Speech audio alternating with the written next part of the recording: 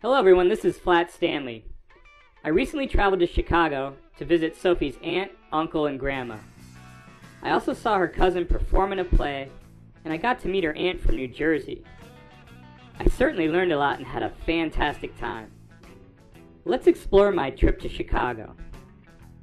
One of the first things I learned is that Jean-Baptiste Point du Sable, originally from Haiti, was the first settler and founder of Chicago in 1773.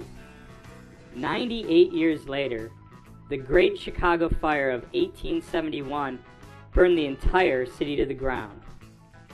According to the story of the Times, the fire started when Mrs. O'Leary's cow knocked over a lantern in her barn. However, to this day, the story was never proven. Today, the Chicago Fire Academy rests on the site of Mrs. O'Leary's barn, and all the firemen and women of Chicago are trained there.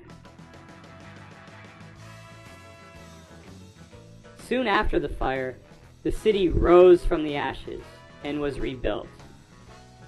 During the process, the architects of Chicago invented the modern-day skyscraper.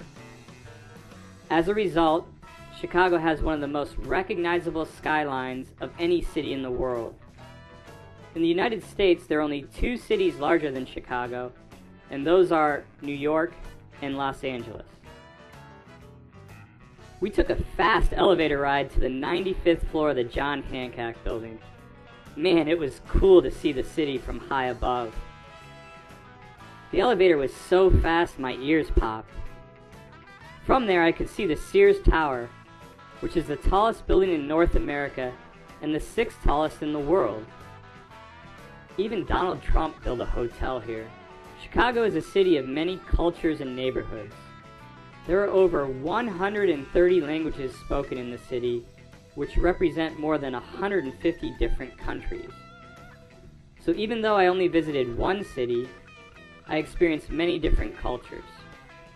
While I was there, we visited Chinatown, Little Italy, Greektown, Pilsen, Bucktown, and Ukrainian Village.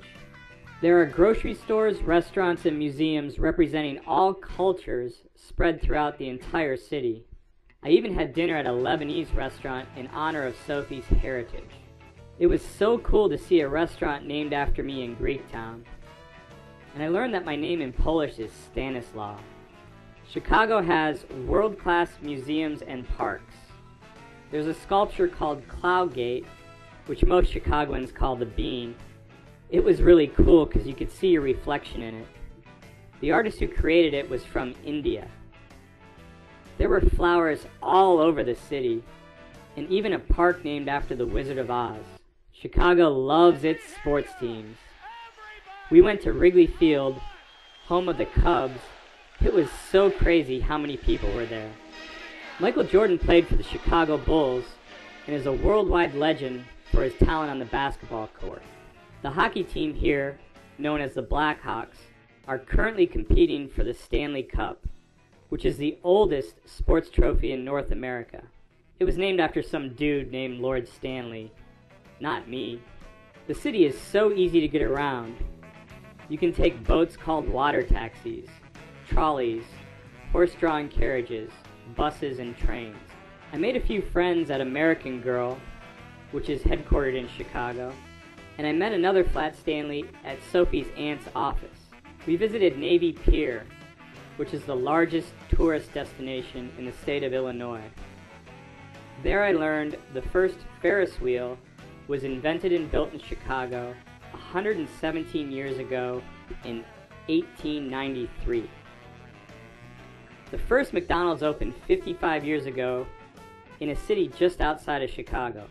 At that time, there were only 9 items on the menu, and the most expensive thing you could buy was a milkshake for 20 cents.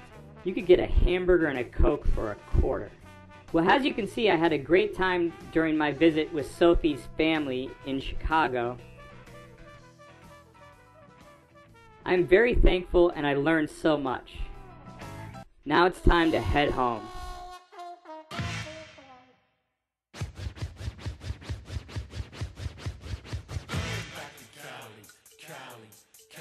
I'm going back to Cali.